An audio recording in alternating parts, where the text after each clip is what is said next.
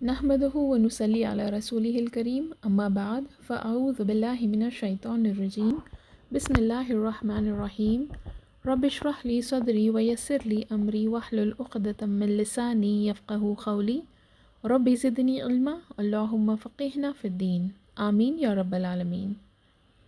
Last session میں ہم نے جنگ احزاب کے بارے میں جانا تھا، رائٹ، کہ کیسے بنو نذیر قریش اور غطفان سے مل کر مسلمانوں پر حملہ کرنے کی کوشش میں تھے، ٹھیک ہے، اور مسلمان اپنے آپ کو ڈیفینڈ کرنے کے لیے ایک بہت بڑا ٹرینچ کھودے جس کو پار کر کے دشمن مدینہ میں نہیں گھس سکے، رائٹ۔ وہ لوگ مدینہ کے باہر ہی اراؤنڈ 1 مہینے تک رکے، بہت سارے کوششیں کی لیکن اللہ نے ان کو کامیاب ہونے نہیں دیا، ٹھیک ہے۔ اب اس دوران بنو نذیر کا جو چیف تھا جس کا نام تھا ہویئی، وہ بنو قریظہ کے پاس آیا جو مدینہ میں رہ رہے تھے، اور آ کر ان کے لیڈر کعب سے مل کر ان کو مسلمانوں کے خلاف کیا، ان کو مسلمانوں کے خلاف بھڑکایا بیسیکلی، اور اس کی باتوں میں آ کر بنو قریظہ بھی مسلمانوں کے خلاف ہو گئے اور یہ بھی دشمن کے ساتھ مل گئے، جبکہ یہ لوگ مسلمانوں کے ساتھ پیسفل اگریمنٹس میں تھے، یہ لوگ پیسفل اگریمنٹ سائن کیے تھے، لیکن اس کے باوجود بھی اب یہ لوگ ان کے ساتھ دشمنی مول لیے، اتنا کہ یہ لوگ مسلمانوں کے گھر والوں پر حملہ کرنے کے لیے بنو حارثہ کے فورٹس تک پہنچ گئے تھے، رائٹ۔ اور جب نبی صلی اللہ علیہ وسلم کو اس کی خبر ملی تو وہ فوراً 500 لوگوں کی آرمی کو مسلمانوں کے گھر والوں کی حفاظت کے لیے بنو حارثہ کے فورٹس کے پاس بھیجے، رائٹ۔ تو اس سے بنو قریظہ کی اصلیت مسلمانوں کے سامنے صاف صاف آ گئی تھی، اور جب انہوں نے مسلمانوں کی فوج دیکھی تو وہ لوگ بہت بری طرح سے ریاکٹ کیے کیونکہ وہ لوگ ان کو ایکسپیکٹ نہیں کر رہے تھے، رائٹ۔ تو ان سب کے باوجود بھی اللہ نے ان دشمنوں کو کامیاب ہونے نہیں دیا، ان کے ارادے کامیاب نہیں ہوئے، ٹھیک ہے، کیونکہ دیکھیے یہ لوگ جو آئے تھے، جو گروپس بنا کر آئے تھے، رائٹ، یہ ایک گروپ میں نہیں تھے، یہ لوگ بیسکلی یونائٹڈ نہیں تھے، ایون دو یہ لوگ سب مل کر ایک ساتھ آئے لیکن ان کی ویکنس کیا تھی کہ یہ لوگ الگ الگ تھے، ان کا لیڈر الگ الگ تھا، ان کے گروپس میں نا اتفاقی تھی، یہ لوگ ایک دوسرے پہ بھروسہ نہیں کر رہے تھے، رائٹ۔ یہ ان کی ویکنس بنی اور یہی ان کے ہار بننے کا ذریعہ بنا، ٹھیک ہے۔ اللہ نے ان کو کامیاب ہونے نہیں دیا اور یہ لوگ مایوس ہو کر، فرسٹریٹ ہو کر واپس چلے گئے تھے، ٹھیک ہے۔ تو اب اس جنگ کے بعد کیا ہوا؟ اب یہ لوگ جب واپس چلے گئے تو دوسرے دن مسلمان سب اپنے اپنے گھر آئے، فریش ہونے لگے، کیونکہ دیکھیے یہ لوگ کتنے دنوں سے وہیں پر تھے، رائٹ، اس ٹرینچ کو گارڈ کرتے ہوئے تھے، اور انفیکٹ اس سے پہلے سے ہی یہ لوگ اس ٹرینچ کو بنانے میں تھے، رائٹ، مٹی کھودنے میں تھے۔ تو اب جب ان کو موقع ملا یہاں سے ہٹنے کا تو یہ لوگ سب اپنے اپنے گھر گئے، نبی صلی اللہ علیہ وسلم بھی اپنے زوجہ سلمہ کے گھر گئے اور وہاں وہ سیدھے جا کر نہانے گئے، ٹھیک ہے، کیونکہ ان سب کی حالت بہت بری تھی، رائٹ۔ تو اب جیسے ہی نبی صلی اللہ علیہ وسلم نہانے گئے تو جبریل علیہ السلام ان کے پاس آئے اور نبی صلی اللہ علیہ وسلم سے بولے کہ آپ نے اپنی تلوار کیوں چھوڑ دی؟ جنگ تو ابھی ختم نہیں ہوئی، آپ ابھی نہیں نہا سکتے۔ اور وہ بنو قریظہ کی طرف پوائنٹ کر کے بولے میں اپنے فرشتوں کو لے کر بنو قریظہ کے یہاں جا رہا ہوں، یعنی نبی صلی اللہ علیہ وسلم کو بھی مسلمانوں کے ساتھ بنو قریظہ جانا تھا، ٹھیک ہے۔ تو بیسکلی جبریل علیہ السلام نبی صلی اللہ علیہ وسلم سے یہ کہہ رہے تھے کہ ابھی جنگ ختم نہیں ہوئی کیونکہ ابھی بنو قریظہ کو ان کے انجام تک پہنچانا باقی تھا، ٹھیک ہے۔ جو فریب انہوں نے مسلمانوں کے ساتھ کیا، جو دھوکہ کیا مسلمانوں کے ساتھ، اس کے بعد ان کو بھی ان کے انجام تک پہنچانا ضروری تھا۔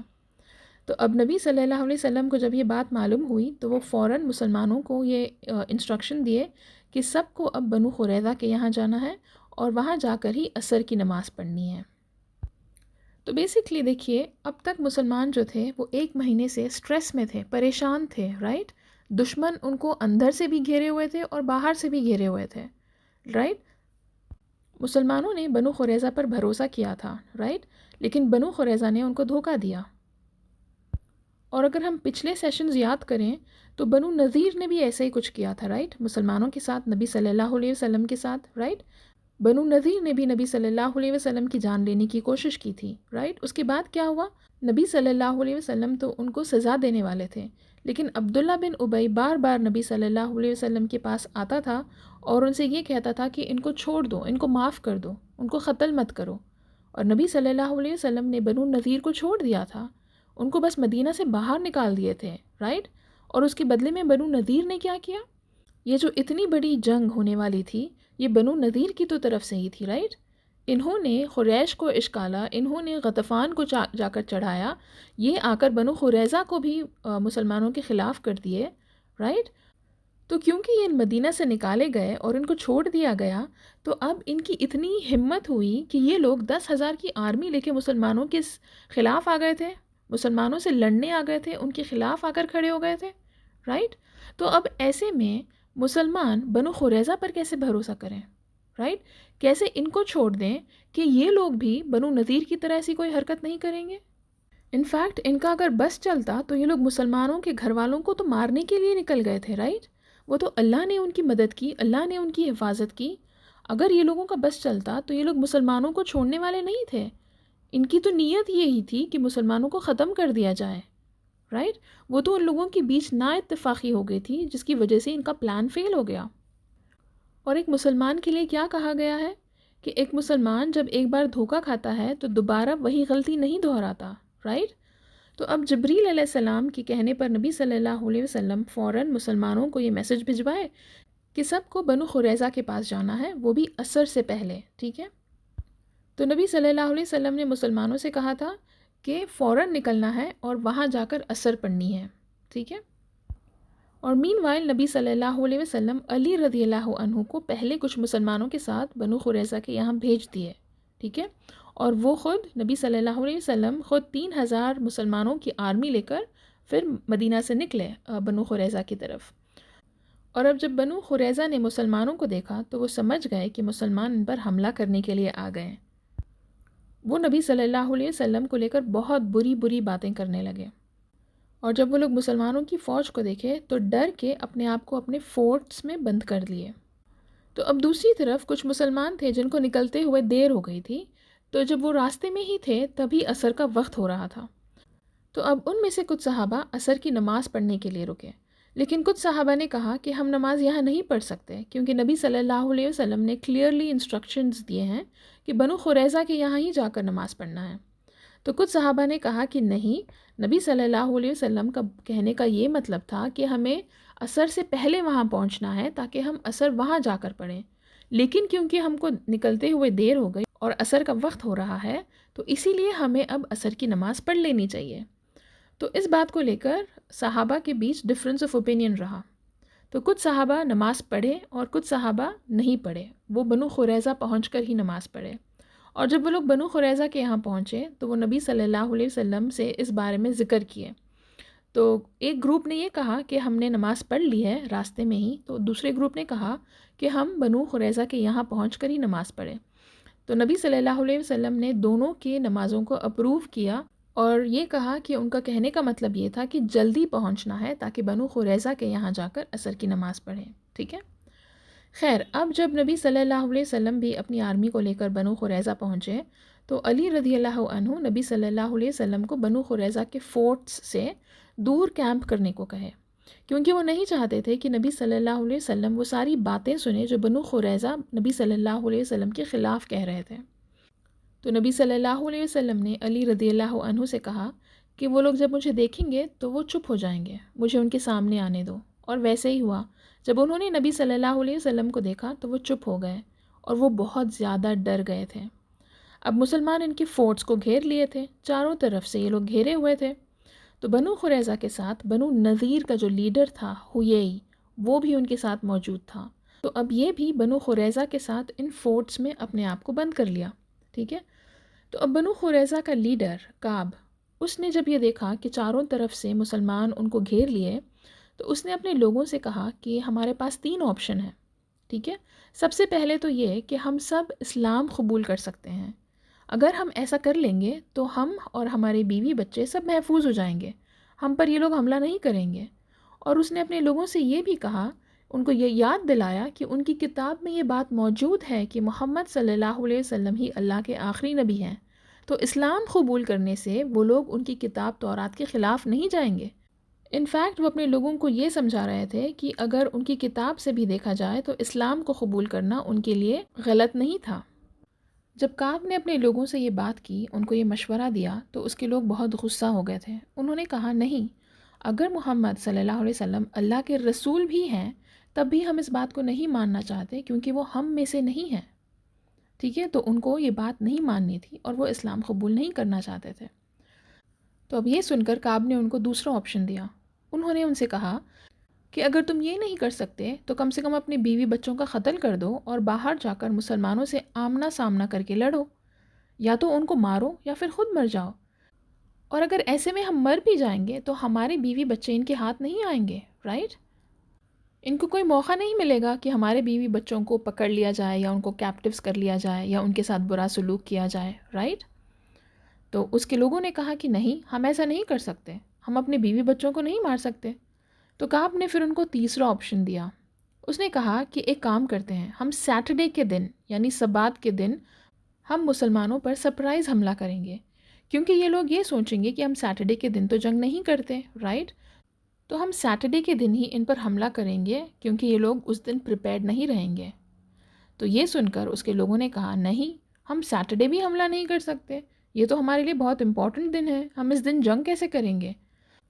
تو یہ بات سن کر کعب کو بہت غصہ آیا، کیونکہ وہ تینوں آپشنز دینے کے باوجود بھی اس کے لوگ کوئی آپشن کو مان نہیں رہے تھے۔ تو کعب نے غصے سے ان لوگوں سے کہا کہ تم لوگ جب سے پیدا ہوئے ہو، جب سے تم لوگ اپنے لیے کوئی ڈیسیشن نہیں لے سکتے۔ تو اب کیونکہ یہ لوگ کوئی بات کو مان نہیں رہے تھے، تو اب ان کے پاس ایک اور آپشن یہ تھا کہ انہوں نے ریکویسٹ کیا مسلمانوں سے کہ ان کو ابو لبابہ سے بات کرنی ہے۔ اور ابو لبابہ کون تھے؟ یہ مسلمانوں کی طرف سے تھے اور یہ ایک بہت ہی فیمس پوئٹ تھے، ٹھیک ہے؟ تو اسلام سے پہلے ان کا ریلیشن شپ بنو قریظہ کے ساتھ بہت ہی گہرا تھا، تو اس لیے انہوں نے مسلمانوں سے یہ ریکویسٹ کی کہ ان کو ابو لبابہ سے بات کرنی ہے اور ان کے ساتھ وہ بات کر کے کوئی ڈیسیشن پر آئیں گے۔ بیسکلی وہ ان کے ساتھ نیگوسیشنز کرنا چاہتے تھے۔ تو اب ابو لبابہ کو بنو قریظہ کے پاس بھیجا گیا تاکہ یہ لوگ بات چیت کریں اور کوئی ڈیسیشن پر آئیں، لیکن جب ابو لبابہ ان کے پاس گئے تو یہ یہود جو تھے یہ اپنی بیوی بچوں کے ساتھ ان کو گھیر لیے اور ان کو ایموشنلی ٹارگٹ کیے۔ بیسکلی وہ اپنے بیوی بچوں کو کہہ کر زور زور سے ان کے سامنے رونے لگائے۔ تو ابو لبابہ کے چاروں طرف ان یہود کی بیوی بچے تھے اور وہ لوگ ان کو دیکھ کر رو رہے تھے، اور ان کے آدمی نے ابو لبابہ سے کہا کہ دیکھو ہم کیسے اپنے آپ کو محمد کے حوالے کر لیں صلی اللہ علیہ وسلم۔ انہوں نے ابو لبابہ سے پوچھا کیا تم چاہتے ہو کہ ہم اپنے آپ کو محمد صلی اللہ علیہ وسلم کے حوالے کر دیں؟ تو ابو لبابہ نے کہا ہاں، لیکن اس کے ساتھ ساتھ ابو لبابہ نے ان کو اشارہ کیا اپنے ہاتھ سے کہ اس کے بعد محمد صلی اللہ علیہ وسلم اور ان کے لوگ تم کو مار دیں گے۔ اب جب انہوں نے اپنے ہاتھ سے یہ اشارہ کیا، کیونکہ وہ ایموشنلی بہت ہی اسٹریسڈ آؤٹ ہو گئے تھے ان لوگوں کو اتنا روتے ہوئے دیکھ کر، رائٹ؟ تو اسی لیے انہوں نے سب کانشیسلی ایسا کیا، انہوں نے اشارے سے یہ کہہ دیا ان کو کہ مسلمان تم کو چھوڑیں گے نہیں۔ اب وہ جب کہہ دیے اشارے سے، ان کو یہ احساس ہوا کہ انہوں نے غلط کیا، ان کو یہ لگا کہ کہیں انہوں نے مسلمانوں کو اور نبی صلی اللہ علیہ وسلم کو دھوکہ تو نہیں دیا بنو قریظہ کے سامنے مسلمانوں کا پلان بتا کر کہ وہ لوگ ان کو مار دیں گے۔ تو یہ سوچ کے وہ بہت پچھتانے لگے اور وہ فوراً وہاں سے نکل کر مدینہ گئے اور اپنے آپ کو مسجد نبوی کے ایک پلر پر باندھ لیے، ٹھیک ہے؟ اور یہ بولے کہ انہوں نے نبی صلی اللہ علیہ وسلم کو اور مسلمانوں کو دھوکہ دیا ہے، تو جب تک اللہ ان کو معاف نہیں کریں گے تب تک وہ ویسے ہی بندھے ہوئے رہیں گے۔ اب جب یہ بات نبی صلی اللہ علیہ وسلم تک پہنچی تو انہوں نے کہا کہ اگر وہ میرے پاس آتے تو میں اللہ سے ان کی مغفرت کی دعا مانگتا، لیکن کیونکہ وہ قسم کھائے کہ جب تک اللہ انہیں معاف نہیں کریں گے وہ ایسے ہی بندھے ہوئے رہیں گے، تو اب یہ فیصلہ میں اللہ پر ہی چھوڑتا ہوں، میں اس میں کچھ نہیں کہہ سکتا۔ تو اب بنو قریظہ اپنے فورٹس میں اسی حال میں تھے، کب تک؟ 25 دن گزر چکے تھے۔ اب 25 دن بعد فائنلی یہ اپنے آپ کو سرنڈر کر دیے، کیونکہ ان کے پاس اور کوئی آپشن نہیں تھا۔ نبی صلی اللہ علیہ وسلم نے ان کے آدمیوں کو قید کر لیا اور ان کے عورتوں کو الگ کر دیے۔ تو اب جب اوس کے قبیلے والے جو مسلمان وہاں پر موجود تھے، انہوں نے نبی صلی اللہ علیہ وسلم سے اب ریکویسٹ کرنا شروع کیا کہ نبی صلی اللہ علیہ وسلم ان کو معاف کر دیں اور ان پر رحم کھائیں، ان کو چھوڑ دیں، ان کا قتل نہ کریں۔ کیوں؟ کیونکہ اسلام سے پہلے بنو قریظہ کے اور اوس کے اچھے تعلق ہوتے تھے، ان کے اچھے ریلیشن شپس تھے۔ تو اب انہوں نے اوس کے جو ٹرائب والے لوگ تھے وہ لوگ نبی صلی اللہ علیہ وسلم سے یہ کہہ رہے تھے کہ ان کو چھوڑ دیں، ان کا قتل نہ کریں بیسکلی۔ تو جب نبی صلی اللہ علیہ وسلم نے یہ بات سنی تو انہوں نے کہا کہ میں یہ فیصلہ تمہارے لیڈر سعد بن معاذ رضی اللہ عنہ پر چھوڑتا ہوں۔ اور یاد ہے نا، سعد بن معاذ رضی اللہ عنہ کو ہم نے کہا تھا کہ لاسٹ سیشن میں ان کو تیر لگی تھی، رائٹ؟ جب ٹرینچ کو گارڈ کر رہے تھے اور جب دشمن ان پر تیر چلا رہے تھے تو سعد رضی اللہ عنہ پر بھی ایک تیر آ کر لگ گئی تھی، جس سے وہ بہت زیادہ زخمی ہو گئے تھے، اور یہ پوری طرح ٹھیک نہیں ہوئے تھے۔ یہ اب بھی ریسٹ کر رہے تھے، اور یہ اب بھی نبی صلی اللہ علیہ وسلم کے ہی ٹینٹ میں تھے، ان کی مسجد کے ٹینٹ میں تھے۔ تو نبی صلی اللہ علیہ وسلم نے کچھ لوگوں کو مدینہ بھیجا اور کہا کہ سعد رضی اللہ عنہ کو ساتھ لے کر آئیں۔ تو کچھ مسلمان گئے اور وہ لوگ سعد رضی اللہ عنہ کو اپنے ساتھ لے کر آئے۔ تو جب سعد رضی اللہ عنہ آئے تو اوس کے لوگوں نے ان سے کہا کہ یہ بنو قریظہ کے ساتھ اچھا فیصلہ کریں، ٹھیک ہے۔ بیسکلی ان کو یہ یاد دلایا یہ لوگ کہ ان کا تعلق بنو قریظہ کے ساتھ بہت اچھا تھا ایک وقت پر، تو اس لیے ہم ان کی مدد کریں گے۔ تو جب سعد رضی اللہ عنہ نے ان کی بات سنی تو وہ ان کو جواب دیے کہ اس وقت مجھے یہ فرق نہیں پڑتا کہ میرے فیصلے سے میرے لوگ میرے بارے میں کیا سوچیں گے، میں وہی کروں گا جس سے اللہ اور اللہ کے رسول صلی اللہ علیہ وسلم راضی رہیں گے۔ اور سعد رضی اللہ عنہ اپنا فیصلہ سنائے کہ بنو قریظہ کے آدمیوں کا قتل کر دیا جائے، اور ان کے گھر والوں کو، ان کی بیوی بچوں کو کیپٹیوز لے لیا جائے، اور ان کا مال غنیمت کے طور پر مسلمانوں میں بانٹ دیا جائے۔ نبی صلی اللہ علیہ وسلم نے جب سعد رضی اللہ عنہ کا فیصلہ سنا تو وہ سن کر بولے کہ اللہ بھی یہی چاہتے ہیں، اللہ کا بھی یہی فیصلہ ہے۔ اور یہود کمیونٹی کے لاز کے حساب سے ان کے اکارڈنگ بھی جب کوئی اگریمنٹ کرنے کے بعد کسی کو دھوکہ دیتا ہے تو اس کی سزا یہی ہے کہ اس کا قتل کر دیا جاتا ہے۔ تو یہاں کہنے کا مطلب یہ ہے کہ بنو قریظہ کے لاز کے اکارڈنگ بھی دھوکے کی یہی سزا تھی۔ تو اب سعد رضی اللہ عنہ کے فیصلے کے بعد بنو قریظہ کو مدینہ لے جایا گیا اور ان کے آدمیوں کا قتل کر دیا گیا۔ اور یاد ہے نا کہ بنو قریظہ کے ساتھ بنو نذیر کا لیڈر حیی بھی تھا، حیی بن اخطب، وہ بھی موجود تھا، تو وہ بھی مارا گیا، اس کا بھی قتل کر دیا گیا۔ دیکھیے کیسے اللہ نے یہ پلان کیا تھا۔ اس رات بنو قریظہ کے پاس یہ رک گیا تھا کیونکہ اس کی قسمت میں مرنا تھا، رائٹ؟ اسی نے تو جا کر قریش سے بات کی، اسی نے تو یہ سارا پلان بنایا، بنو غطفان کے پاس گیا تھا، اور یہی تو بنو قریظہ کے پاس بھی آ کر ان کو مسلمانوں کے خلاف بھڑکایا تھا، رائٹ؟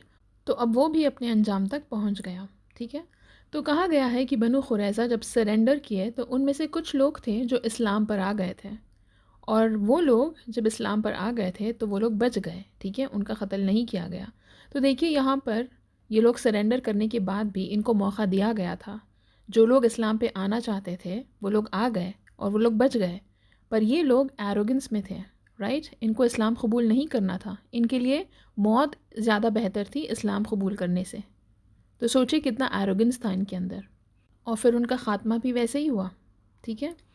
اب کہا گیا ہے کہ اس انسیڈنٹ کے بعد سعد رضی اللہ عنہ کی طبیعت بہت زیادہ بگڑ گئی تھی، کیونکہ ان کا زخم جو تھا وہ تازہ ہو گیا تھا، اور ان کے زخم سے کافی خون بہہ رہا تھا، اتنا زیادہ کہ وہ خون بہہ کر ٹینٹ کے باہر آ گیا تھا، اور لوگوں نے جب دیکھا تو وہ بھاگ کر ان کے پاس گئے، اور جب وہ لوگ ان کے پاس گئے تو دیکھا کہ ان کی حالت بہت خراب ہو گئی تھی، وہ اپنی آخری سانس لے رہے تھے، اور پھر وہ ختم ہو گئے۔ تو جب سعد رضی اللہ عنہ اس بیٹل میں، جنگ احزاب میں، جب ان کو تیر لگی تھی اور وہ بہت زیادہ زخمی ہو گئے تھے، تو انہوں نے اللہ سے دعا مانگی تھی۔ انہوں نے اللہ سے یہ دعا مانگی کہ اللہ ان کو صحت دینا اگر قریش کے ساتھ ان کو اور کوئی جنگ کرنا باقی ہے، تاکہ وہ اس جنگ کا حصہ بن سکے۔ اور انہوں نے اللہ سے یہ بھی دعا مانگی کہ یا اللہ مجھے جب تک زندہ رکھنا جب تک کہ میں بنو قریظہ کو ان کے انجام تک پہنچتے ہوئے نہ دیکھوں، ٹھیک ہے۔ اور اللہ نے ان کی دعا سن لی، اللہ نے انہی سے بنو قریظہ کا فیصلہ کروایا، جس کے بعد وہ ختم ہو گئے۔ تو صحیح بخاری کی ایک حدیث ہے جو جابر رضی اللہ عنہ سے نریٹ کی گئی ہے کہ جب سعد بن معاذ رضی اللہ عنہ کی موت ہوئی تو نبی صلی اللہ علیہ وسلم نے کہا کہ سعد رضی اللہ عنہ کی موت پر اللہ کا عرش ہل گیا۔ سبحان اللہ! ایسا تھا سعد رضی اللہ عنہ کا ایمان کہ ان کی موت پر اللہ کا عرش ہل گیا، سبحان اللہ۔ اور ایک اور حدیث ہے، صحیح حدیث، جو الترمذی میں آئی ہے اور جو نریٹ کی گئی ہے انس رضی اللہ عنہ سے۔ انہوں نے کہا ہے کہ جب سعد رضی اللہ عنہ کا جنازہ اٹھا تو کچھ منافقون نے کہا کہ ان کا جنازہ بہت ہی ہلکا ہے، بیسکلی وہ ریڈیکیول کر رہے تھے۔ تو رسول اللہ صلی اللہ علیہ وسلم نے جب یہ بات سنی تو انہوں نے کہا کہ اللہ کے فرشتے ہیں جو ان کے جنازے کو لے جا رہے ہیں، اسی لیے ان کا جنازہ ہلکا ہے، سبحان اللہ۔ نبی صلی اللہ علیہ وسلم سعد رضی اللہ عنہ کی موت پر بہت غمگین ہو گئے تھے اور اللہ سے کافی دعائیں کیے، کہا گیا ہے کہ نبی صلی اللہ علیہ وسلم انصار میں سب سے زیادہ محبت سعد رضی اللہ عنہ سے کرتے تھے، جیسے ہی وہ سب سے زیادہ محبت ابو بکر رضی اللہ عنہ سے کرتے ہیں جو مہاجرین میں سے تھے، رائٹ؟ تو ویسے ہی انصار میں سے سعد رضی اللہ عنہ سے وہ بہت زیادہ محبت کرتے تھے۔ بھلے ہی سعد رضی اللہ عنہ کی لمبی عمر نہیں تھی، پھر بھی وہ ایک لیڈر کے رول میں، ایک مومن کے رول میں بہترین فرض ادا کیا اور اس طرح شہید ہو گئے۔ اب اس کے بعد ابو لبابہ، یاد ہے نا، انہوں نے اپنے آپ کو مسجد نبوی کے ایک پلر سے باندھ لیا تھا، تو کہا گیا ہے کہ وہ 6 دن تک ویسے ہی تھے۔ جب بھی نماز کا وقت ہوتا تھا تو ان کی بیوی آ کر ان کو کھول دیتی، وہ نماز پڑھ لیتے اور پھر وہ واپس ان کو باندھ کر چلی جاتی۔ پھر ایک دن جب نبی صلی اللہ علیہ وسلم اپنی زوجہ سلمہ کے یہاں تھے، تب اللہ نے ابو لبابہ کو معاف کرتے ہوئے قرآن کی ایک آیت نازل کی ہے، اور جیسے ہی لوگوں کو اس بات کی خبر ملی تو وہ ابو لبابہ کے پاس بھاگے ان کو کھولنے کے لیے، لیکن ابو لبابہ نے کہا کہ جب تک نبی صلی اللہ علیہ وسلم آ کر ان کو کھول نہیں دیتے وہ ویسے ہی رہیں گے۔ پھر جب نبی صلی اللہ علیہ وسلم تک کی بات پہنچی تو وہ خود گئے اور ابو لبابہ کو کھول دیے، اور اس طرح ابو لبابہ کا معاملہ بھی ختم ہو گیا۔ ٹھیک ہے، تو یہ تھا بنو قریظہ کا انسیڈنٹ، اور کافی سارے لوگ اس انسیڈنٹ کو لے کر کافی باتیں بھی کرتے ہیں۔ یہ کہتے ہیں کہ نبی صلی اللہ علیہ وسلم کو ان لوگوں کو اس طرح قتل نہیں کرنا چاہیے تھا، لیکن دیکھیے جب مسلمانوں کے سامنے ایک بہت بڑا اگزامپل تھا بنو نذیر کو لے کر، جب عبداللہ بن ابی نے کہہ کر بنو نذیر کو چھڑوا دیا تھا، ان کا قتل نہیں ہوا اور ان کو مدینہ سے بس نکلوایا گیا تھا، تو بنو نذیر نے مسلمانوں کے ساتھ کیا کیا، رائٹ؟ احزاب جو ہوئی تھی وہ بنو نذیر کی وجہ سے ہی تو ہوئی تھی۔ اب ایک بار دھوکہ کھانے کے بعد یہ لوگ دوبارہ بنو قریظہ پر ایسا یقین کیسے کر سکتے تھے کہ اگر ان کو چھوڑ دیتے اور ان کو بھی مدینہ کے باہر کر دیتے تو کیا بھروسہ تھا کہ یہ لوگ کل کے دن سارے دشمنوں کو لے کر مسلمانوں کے خلاف جنگ کرنے نہیں آئیں گے، رائٹ؟ جب بنو نذیر نے ایسا کیا ہے اور بنو نذیر کی باتوں میں آ کر بنو قریظہ مسلمانوں کے دشمن ہو گئے تھے، جبکہ مسلمانوں نے ان کے ساتھ کچھ نہیں کیا تھا، رائٹ؟ اس کے باوجود بھی یہ دشمن ہو گئے، تو پھر ان کا بھروسہ کیسے کیا جا سکتا تھا، رائٹ؟ اور کہا گیا ہے نا کہ مسلمان جو ہے ایک بار جب ایک دھوکہ کھاتا ہے تو دوبارہ وہ غلطی نہیں کرتا، رائٹ؟ اور سب سے امپورٹنٹ تو یہ کیوں ہوا؟ کیونکہ یہ اللہ کی مرضی تھی، رائٹ؟ خیر، تو اس سیشن کو ہم یہیں روکتے ہیں اور انشاءاللہ نیکسٹ سیشن میں کنٹینیو کریں گے۔ سبحانک اللہم و بحمدک، اشہد ان لا الہ الا انت، استغفرک و اتوب الیک۔ السلام علیکم ورحمۃ اللہ وبرکاتہ۔